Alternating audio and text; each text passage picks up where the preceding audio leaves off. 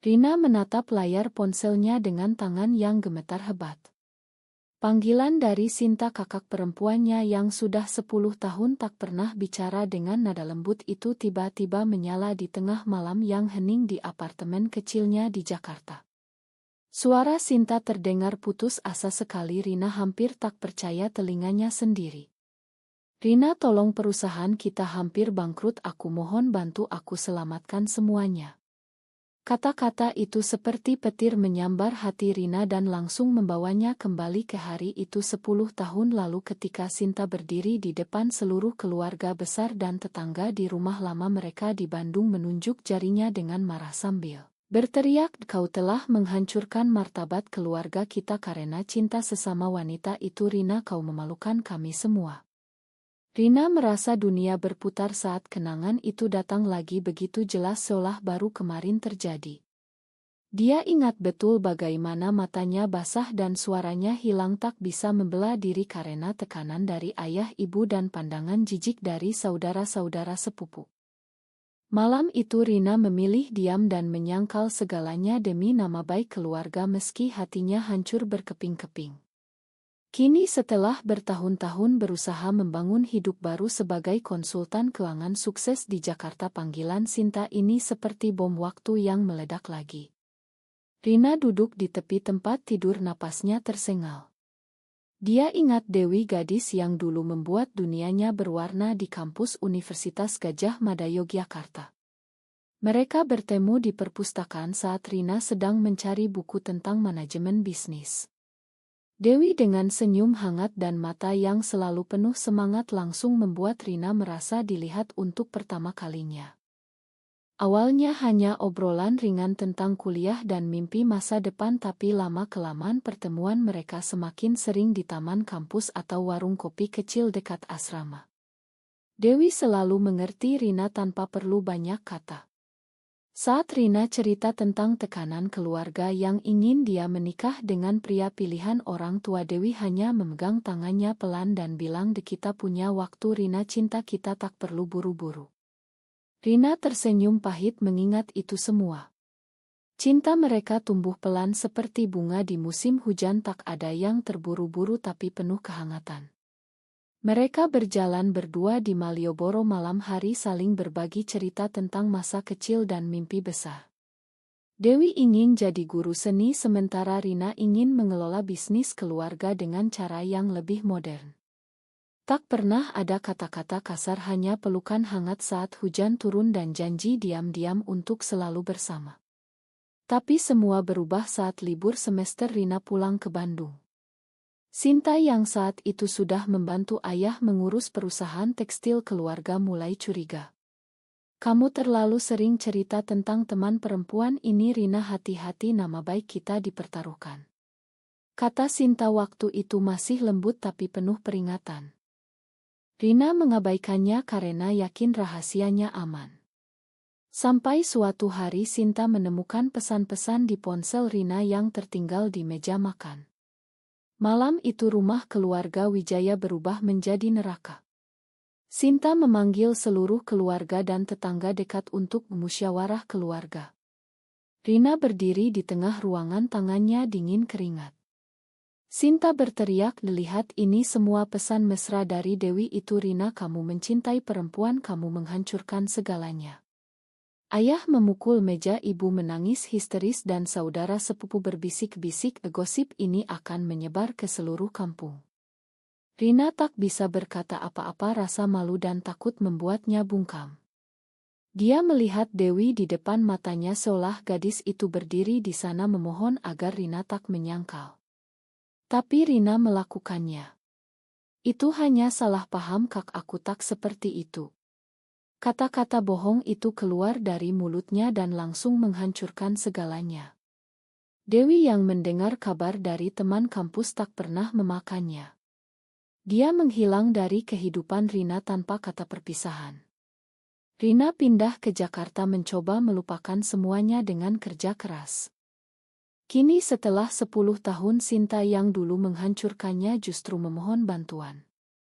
Rina bangun dari tempat tidur, hatinya bergejolak antara dendam dan rasa kasihan. Apakah dia harus membantu kakak yang pernah membuatnya kehilangan cinta sejatinya? Malam itu Rina tak bisa tidur, kenangan demi kenangan datang silih berganti.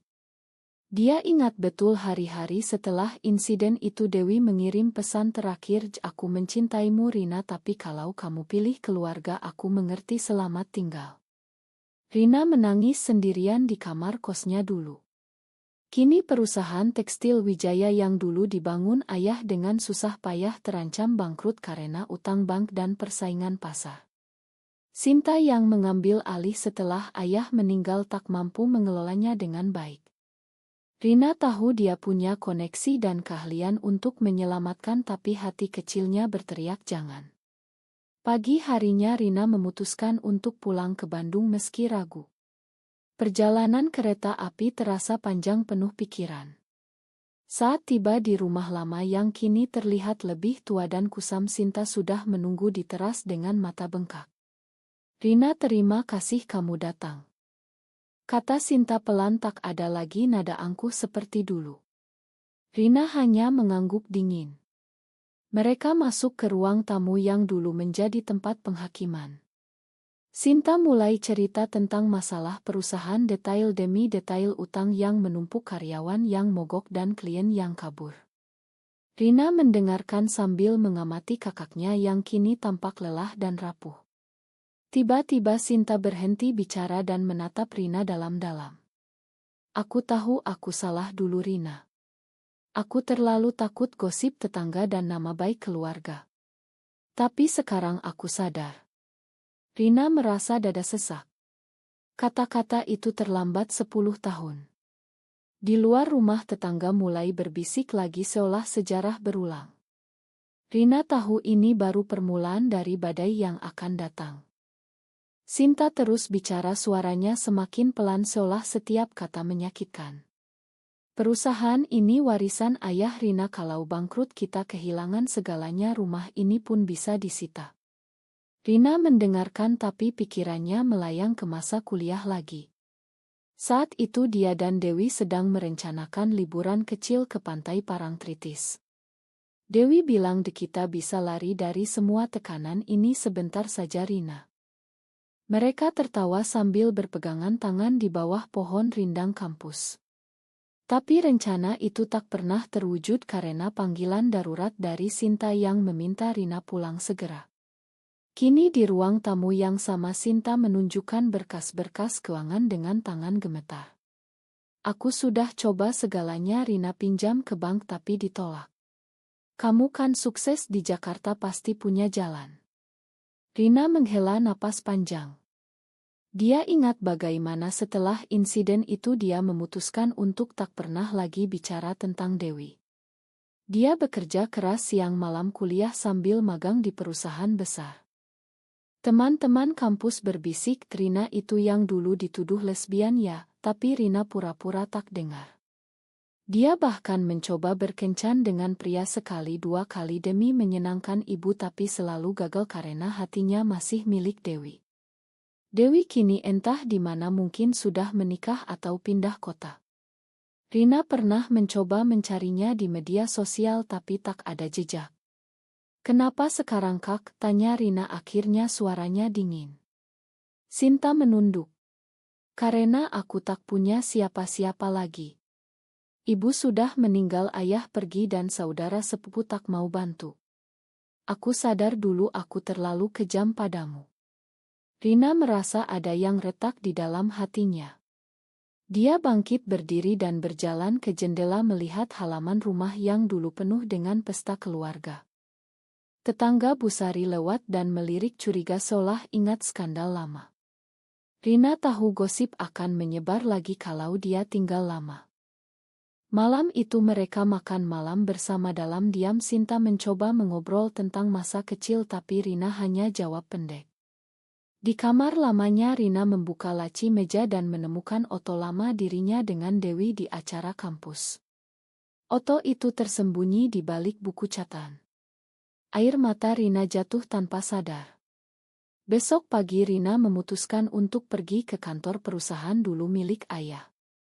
Bangunan tua di pinggir kota Bandung itu kini terlihat sepi, karyawan hanya separuh yang datang. Sinta memperkenalkan Rina sebagai konsultan dari Jakarta. Para karyawan memandangnya dengan campur aduk, ada yang tersenyum, ada yang bisik-bisik. Rina mulai menganalisis data keuangan sepanjang hari. Dia menemukan banyak kesalahan pengelolaan. Sinta terlalu konservatif, tak mau adaptasi dengan pasar digital. Saat istirahat siang, Rina duduk di taman kecil belakang kantor. Tiba-tiba ponselnya bergetar. Nomor tak dikenal. Rina, ini Dewi. Suara itu masih sama lembut seperti dulu. Rina hampir jatuh dari kursi. Dewi bilang dia dengar kabar dari teman lama tentang masalah perusahaan Wijaya dan ingin bertemu. Mereka janji bertemu di kai kecil dekat stasiun sore itu. Rina tiba lebih dulu, hatinya berdegup kencang. Saat Dewi masuk dengan gaun sederhana tapi tetap cantik, Rina merasa waktu berhenti. "Kamu masih sama Rina?" kata Dewi tersenyum sedih. Mereka bicara panjang tentang hidup masing-masing. Dewi kini guru seni di sekolah swasta di Yogyakarta, tak pernah menikah. "Aku tak bisa lupakan kamu Rina, meski kamu pilih keluarga dulu." Rina merasa bersalah lagi. Sinta yang tahu tentang pertemuan ini marah besar malam harinya. "Kamu masih hubungi dia Rina?" Setelah semua yang terjadi, konflik lama muncul lagi. Rina berteriak, "Kakak yang dulu memaksa aku menyangkal. Sekarang kakak minta bantu tapi tak terima kalau aku bertemu Dewi." Sinta diam, tak bisa jawab. Malam itu Rina tidur dengan hati kacau. Flashback datang lagi saat dia ingat hari dia putuskan hubungan dengan Dewi lewat telepon. "Ma Dewi, aku tak bisa seperti ini, keluargaku tak terima." Dewi hanya menangis di ujung sana. Kini setelah bertemu lagi, Rina sadar luka itu masih menganga. Pagi berikutnya Rina mulai susun rencana penyelamatan perusahaan, tapi pikirannya terus ke Dewi. Sinta diam-diam menangis di kamarnya sendiri, merasa penyesalan yang dalam. Gosip di kampung mulai beredar lagi, anak bungsu Wijaya kembali dengan skandal lama. Rina tahu dia harus hadapi semuanya. Rina menghabiskan hari-harinya di kantor perusahaan mencoba menyusun proposal untuk investor baru. Data demi data dia analisis sambil Sinta duduk di sebelahnya dengan wajah lelah. "Kamu hebat Rina, aku tak pernah mengerti bisnis digital seperti ini," kata Sinta suatu sore. Rina hanya mengangguk tapi hatinya masih dingin. Setiap kali melihat kakaknya, Rina ingat malam penghakiman itu, suara Sinta yang lantang di depan semua orang. Di luar kantor, tetangga dan kenalan lama mulai mendekati lagi, pura-pura ramah tapi sebenarnya ingin tahu gosip. "Rina sudah lama ya tak pulang, apa kabar di Jakarta?" tanya Burt suatu hari di pasar. Rina tersenyum paksa, "Baik Bu." Tapi dia tahu bisik-bisik di belakang punggungnya. Malam harinya Dewi menelepon lagi. "Aku ingin bertemu lagi Rina, bicara lebih banyak." Mereka janji di Taman Kota Bandung yang dulu sering mereka kunjungi saat liburan.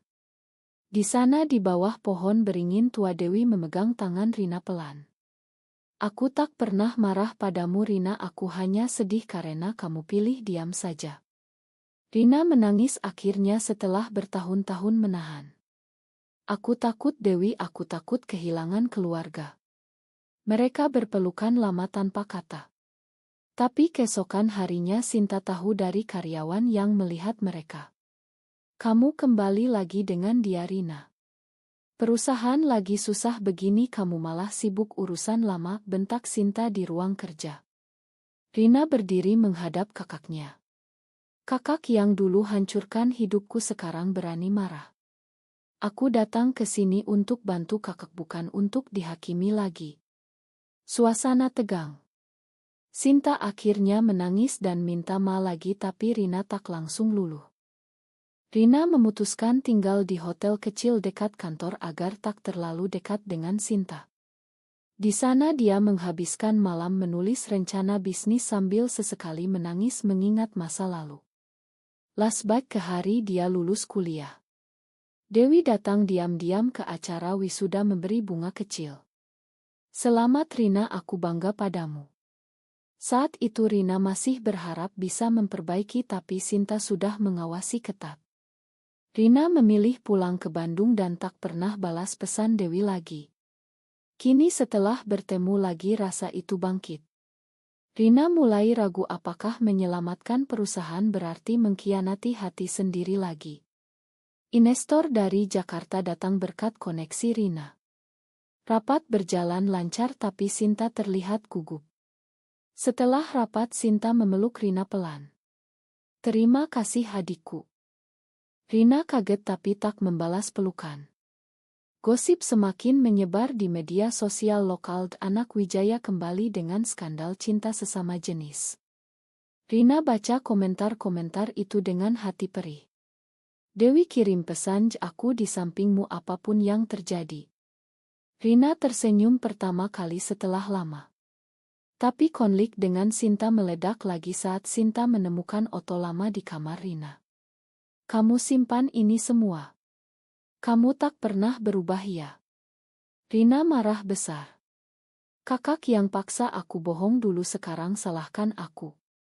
Mereka bertengkar hebat sampai tetangga mendengar. Rina pergi ke taman bertemu Dewi lagi dan cerita semuanya. Dewi mendengarkan dengan sabar. "Kamu tak perlu pilih lagi Rina, kali ini kamu punya hak untuk bahagia." Kata-kata itu seperti obat bagi luka Rina. Sementara itu perusahaan mulai menunjukkan tanda-tanda perbaikan berkat rencana Rina. Sinta mulai sadar betapa dalam luka yang dia timbulkan dulu. Investor akhirnya setuju memberi dana tapi dengan syarat Rina yang memimpin restrukturisasi selama 6 bulan. Sinta setuju meski berat. "Aku percaya padamu Rina," kata Sinta di ruang rapat. Rina mulai bekerja keras setiap hari, datang pagi pulang malam. Karyawan mulai hormat padanya karena ide-ide segarnya. Tapi di balik itu semua Rina merasa lelah batin. Setiap malam dia mimpi tentang hari penghakiman dulu. Suara Sinta bergema, "Kamu memalukan kami." Rina bangun keringatan. Dewi menjadi tempat curhatnya. Mereka bertemu hampir setiap akhir pekan di Yogyakarta atau Bandung. Dewi cerita tentang hidupnya yang tenang sebagai guru. "Aku bahagia sekarang Rina, tapi selalu ada tempat kosong untukmu." Rina merasa hangat tapi juga bersalah terhadap Sinta. Suatu hari Sinta sakit demam tinggi karena stres. Rina yang merawatnya di rumah lama melihat kakaknya yang dulu kuat kini rapuh. Saat Sinta demam dia bergumam dalam tidur, "Makan aku Rina, aku takut kehilangan nama baik." Rina menangis diam-diam, dia sadar Sinta juga korban tekanan masyarakat dan keluarga. Lasbak ke pemakaman ayah 5 tahun lalu. Sinta berdiri sendirian menangis karena tak ada Rina yang datang. Rina waktu itu masih marah dan memilih tak pulang. Kini Rina mulai memakan pelan-pelan. Perusahaan mulai bangkit, penjualan naik berkat strategi online yang Rina buat. Karyawan senang dan mulai panggil Rina Debu Rina. Tapi gosip tak berhenti. Suatu malam ada demonstrasi kecil di depan kantor dari kelompok konservatif yang dengar rumor tentang Rina. "Kami tak mau perusahaan diurus orang seperti itu," teriak mereka. Sinta keluar membela adiknya untuk pertama kali. "Rina saudaraku dan dia menyelamatkan kita semua." Rina terkejut melihat kakaknya berani melawan. Setelah itu Sinta dan Rina bicara panjang di teras rumah. Sinta cerita betapa dia menyesal sejak dulu. "Aku iri padamu Rina karena kamu berani mencintai siapapun. Aku tak pernah punya keberanian itu." Rina akhirnya memeluk kakaknya. "Kita bisa mulai lagi Kak." Tapi luka tak hilang begitu saja. Dewi datang ke Bandung suatu hari dan bertemu Sinta. Pertemuan canggung tapi Dewi bilang aku tak dendam Bu Sinta yang lalu biarlah berlalu. Sinta menangis dan minta maaf langsung ke Dewi. Rina merasa beban di dada mulai ringan. Perusahaan semakin stabil, investor puas. Rina mulai berpikir tentang masa depan. Apakah dia akan tinggal di Jakarta atau kembali ke Bandung? Dewi bilang pilih yang buat kamu bahagia Rina. Konflik kecil muncul lagi saat Ibu Dewi tahu dan melarang mereka bertemu. Cinta seperti ini tak diterima masyarakat Rina. Rina merasa deja-vu. Tapi kali ini dia tak mau mundur. Dia bicara dengan Ibu Dewi secara langsung di rumah mereka di Yogyakarta. Ibu, saya mencintai Dewi dan saya tak akan sakiti dia lagi. Ibu Dewi akhirnya melunak setelah lihat ketulusan Rina. Sinta mendukung sepenuhnya kini. Hidup mulai terasa lebih baik tapi Rina tahu perjalanan masih panjang. Restrukturisasi perusahaan memasuki bulan ketiga dan hasilnya sudah terlihat jelas. Gaji karyawan naik dan pesanan dari luar negeri mulai masuk. Sinta semakin percaya diri dan sering minta saran dari Rina. Kamu ubah segalanya adikku, kata Sinta suatu pagi sambil sarapan bersama. Rina tersenyum tapi masih ada bayang-bayang masa lalu.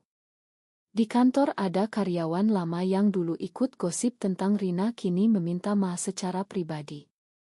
Ma Bu, dulu kami salah paham. Rina memaafkan mereka tapi hatinya tetap waspada. Dewi datang berkunjung ke Bandung lebih sering. Mereka jalan-jalan di sekitar kota seperti dulu tapi kali ini terbuka. Tangan mereka saling genggam tanpa takut.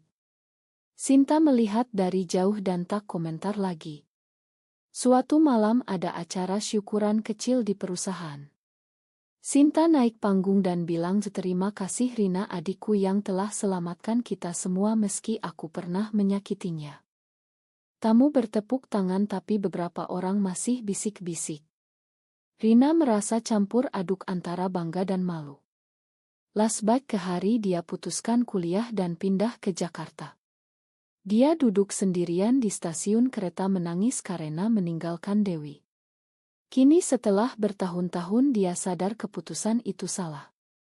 Rina mulai rencanakan masa depan bersama Dewi. Kita bisa buka studio seni kecil di Jakarta, usul Dewi. Rina setuju tapi tahu Sinta butuh dia di Bandung. Konflik internal muncul lagi. Sinta sakit lagi karena tekanan kerja. Di rumah sakit Sinta pegang tangan Rina. Jangan tinggalkan aku lagi Rina, aku takut.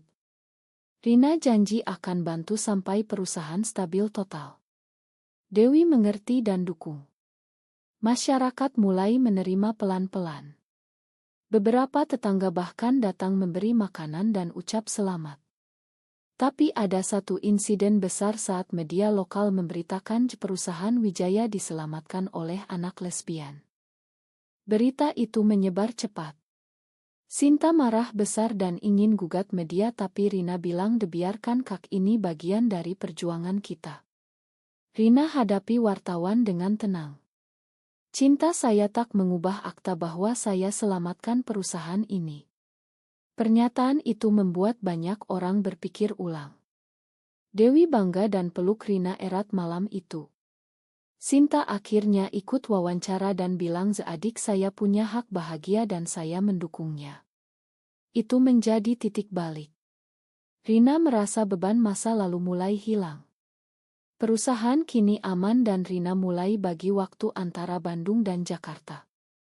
Dia dan Dewi rencanakan liburan ke Bali untuk merayakan. Di sana di pantai mereka berjanji akan selalu bersama tak peduli apa kata dunia. Sinta kirim pesan selamat menikmati waktu kalian, aku jaga perusahaan di sini. Rina tersenyum baca itu. Tapi di tengah kebahagiaan ada rasa bersalah kecil yang masih tersisa. Apakah dia terlalu lama menunggu untuk memakan? Liburan di Bali menjadi penyembuh bagi Rina. Di pantai Kuta dia dan Dewi berjalan kaki sambil pegangan tangan, matahari terbenam menghangatkan hati mereka. Akhirnya kita bebas, Rina. Bisik Dewi. Rina mengangguk dan cerita tentang semua konfrontasi dengan Sinta. Mereka kembali ke Bandung dengan hati lebih ringan. Perusahaan sudah stabil total, investor puas dan karyawan bahagia. Sinta kini jadi mitra sejati bagi Rina. Mereka sering rapat bersama dan tertawa mengingat masa lalu. Aku dulu bodoh, Rina, kata Sinta suatu hari. Rina balas, kita sama-sama belajar, Kak. Dewi pindah ke Bandung dan buka kelas seni untuk anak-anak karyawan perusahaan. Semua berjalan lancar. Tapi Rina tahu hidup tak pernah sempurna. Suatu hari ada surat dari kerabat jauh yang masih menolak hubungannya dengan Dewi. Kamu tetap memalukan keluarga, tulis mereka. Rina baca dan hanya tersenyum. Dia tak lagi takut. Sinta bakar surat itu bersama-sama. Kita punya keluarga baru sekarang, Rina, kata Sinta. Rina peluk kakaknya erat. Akhirnya Rina memutuskan tinggal di Bandung selamanya bersama Dewi dan Sinta. Mereka renovasi rumah lama jadi tempat yang lebih hangat. Malam-malam mereka duduk di teras cerita tentang mimpi masa depan. Rina sadar perjalanan Cucli tak mudah tapi layak. Dia pernah menyangkal cinta demi keluarga tapi kini dia dapatkan keduanya. Perusahaan berkembang dan nama Wijaya tak lagi dikaitkan dengan skandal tapi dengan kekuatan dan penerimaan. Rina lihat Sinta yang kini tersenyum lebih sering. Dewi yang bahagia di sisinya. Semua luka mulai sembuh meski bekasnya tetap ada. Di akhir perjalanan panjang ini Rina berdiri di balkon rumah memandang kota Bandung yang berkilau. Dia tahu hidupnya kini lengkap. Tapi pertanyaan besar tetap menggantung di udara, benarkah seseorang harus mengorbankan cinta sejatinya demi keluarga atau justru memakan pengkhianatan masa lalu adalah cara terbaik untuk menyelamatkan semuanya?